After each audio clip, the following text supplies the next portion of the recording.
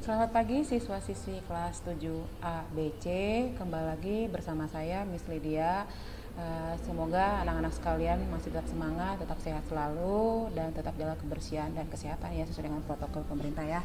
Nah, walaupun masih PJJ, yang pasti tetap semangat ya dalam mengikuti pembelajaran selama 1 semester ini. Didoakan saja semoga pemerintah dapat menemukan vaksin secepatnya supaya kita kembali bertatap muka, karena juga secara pribadi Miss juga harus mengenal karakter dan pribadi kalian masing-masing. Oke, perihal tentang dari si COVID-19 ini, saya akan masuk kepada materi bab 2 tentang cerita fantasi atau disebut dengan berekreasi dalam cerita imajinasi. Apa menurut kalian itu cerita imajinasi? Oke, Miss kan tidak, karena Miss tidak bertatap muka, jadi saya tidak bisa menemukan jawaban dari kalian masing-masing, cuma nanti dipikirkan sendiri aja. Oke, cerita fantasi, cerita imajinasi, sesuatu hal yang tidak memungkinkan, sesuatu hal yang tidak masuk akal atau lebih fiktif ya. Kalau sekarang anak-anak sekarang dibilang bahasa gaul, bahasa kekinian ya. Terkadang sekarang itu kan banyak cerita-cerita fantasi itu yang kita lihat itu ya. Contoh saya pribadi misalnya itu kan suka nih drama Korea nih ya, banyak yang saya senangin. Kadang pun kalau menonton ya asal tidak masuk akal. Mungkin kalau kamu pecinta Korea kayak Goblin atau yang kemarin cerita Lee Min Ho kemarin itu yang The King External Monarch itu ya, yang bisa menembus waktu, mesin waktu antara masa lalu, masa sekarang, masa depan. Terkadang kalau dipikir-pikir apa sih nggak realita. Oke, kalau yang nggak suka drama Korea, kalau kita lihat itu kayak seperti Doraemon. Doraemon itu kan kalau yang kamu perhatikan itu apa yang menjadi fantasi. Dia juga punya mesin waktu kan ya, seperti kantong ajaib. Kalau di mana si Nobitanya pengen sesuatu, si Doraemon tinggal gampang mengeluarkan benda tersebut. Jadi kalau kita dibandingkan ke realita, saya maulah seperti itu. Kalau melihat ke masa depan saya seperti apa ya. Nah, perihal tentang imajinasi, cerita imajinasi, yang gimana sih Miss cerita imajinasi itu? Yang dia menembus waktu, bisa menembus ruang. Terkadang mungkin kalau kita imajinasikan ini ya, kamu pasti orangnya tipenya suka imajinasi, siapa sih nggak suka imajinasi? Tapi imajinasinya yang positif ya, jangan imajinasi yang lain-lain, itu berbahaya, nanti jadi bikin pikiran kamu jadi nggak bener gitu ya.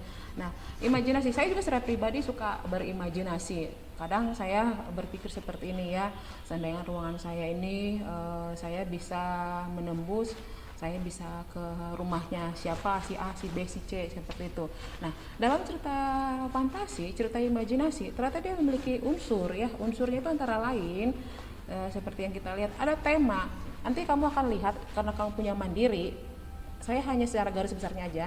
Tapi kalau di Mandiri halaman 24 itu, di sini kan langsung ke tema ya. Saya lebih utama lebih judulnya dulu. Judulnya apa? Lalu ada tema. Tema itu apa ya, Miss? Tema itulah inti dari permasalahan, hal yang dibicarakan, hal yang dibahas dalam cerita tersebut gitu ya. Nah, lalu kita lihat, lalu ada alur. Kalau di Mandiri itu ada 5 alurnya. Saya sih lebih senang kepada yang di Mandiri itu ya. Karena apa? Alurnya itu lebih menjelaskan secara per poin ya. Nah, kalau dulu di KTSP itu kan alurnya itu kan ada alur maju, ada alur mundur, ada campuran. Kemudian ada alur. Lalu alur itu adalah jalan cerita yang menceritakan suatu hal peristiwa yang terjadi pada sebuah cerita ya. Kamu juga kalau dalam kehidupan kita masing-masing, mungkin kalau kamunya lagi ada berargumen atau berdebat dengan teman kamu, kan ada alurnya dulu, ada permasalahan dulu kan. Nggak mungkin tiba-tiba kamu main tonjok, itu saya nggak nyuruh main tonjok ya, atau tiba-tiba kamu nggak mungkin memarahi teman kamu kalau tidak ada hal yang maksudnya hal yang dibicarakan, nggak mungkin juga ada alurnya ya. Kemudian di sini ada tokoh. Kalau saya lebih di Mandiri itu ada tokoh penokohan. Kalau tokoh itu di apa? Kira-kira kamu tahu tokoh itu? Tokoh itu adalah para pelaku, sementara penokohan itu adalah watak, karakter yang dimainkan oleh para tokoh. Sifat ya, mungkin ada sifat yang jahat, ada sifat yang baik, ada sifat yang apa namanya, yang mungkin yang sifat yang dia membantu temannya yang baik, dia membantu temannya yang jahat. Nah, tapi di Mandiri itu ada penokohan 5 ya. Nanti nanti silakan dibaca di penokohan 5 itu. Nah, lalu kita lihat juga ada latar. Latar itu yang menceritakan suasana, keadaan ataupun waktu.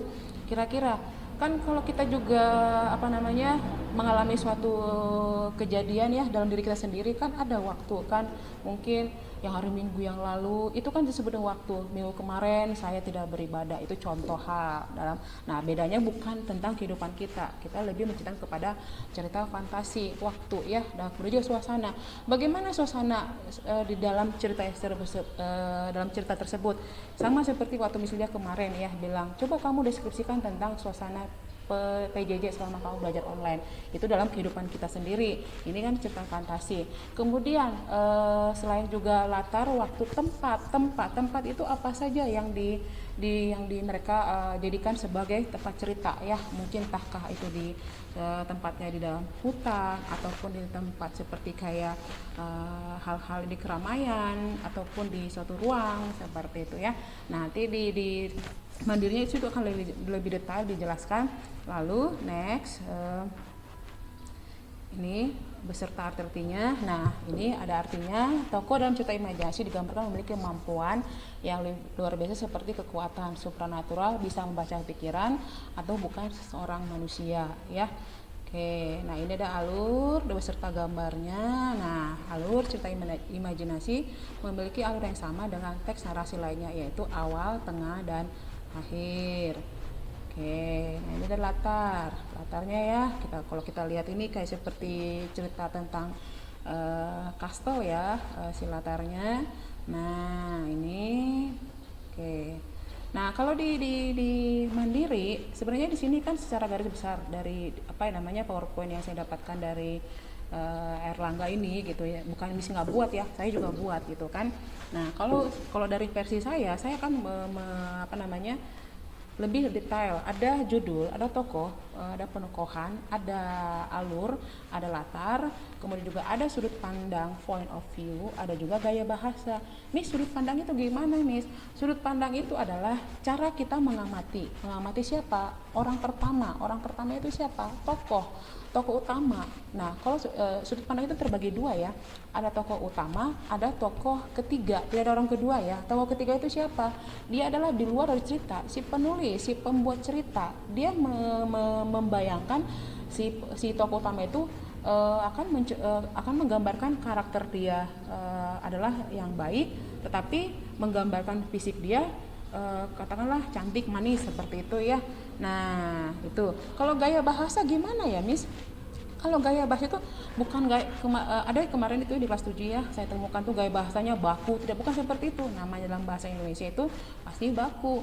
Gaya bahasa itulah ciri khas seseorang, ciri khas para tokoh dalam menyampaikan kalimat-kalimat yang di dalam sebuah cerita. Nah ya, contoh kalau Doraemon apa sih, atau si Nobita apa sih yang menjadi ciri khas? Kalau saya masih membekas di telinga saya itu ya, ciri khas adalah Tukul Arwana. Siapa yang tidak kenal dengan Tukul Arwana ya? Kalau dia dulu kan ada kan acara reality show-nya dia itu kan, kalau dia bilang kembali ke laptop, itu kan sebenarnya ciri khas seseorang. Nah kalau di cerita itu ciri khasnya bagaimana? Mungkin tokoh-tokoh cerita yang kamu gemari pasti punya ciri khas kan, bahasanya masing-masing, sehingga kita diingat, dikutip, bahkan disampaikan kepada orang lain. Nah ini ada struktur nih, ternyata bukan hanya unsur intrinsik dalam cerita itu ada, tetapi juga ada struktur itu ada orientasi.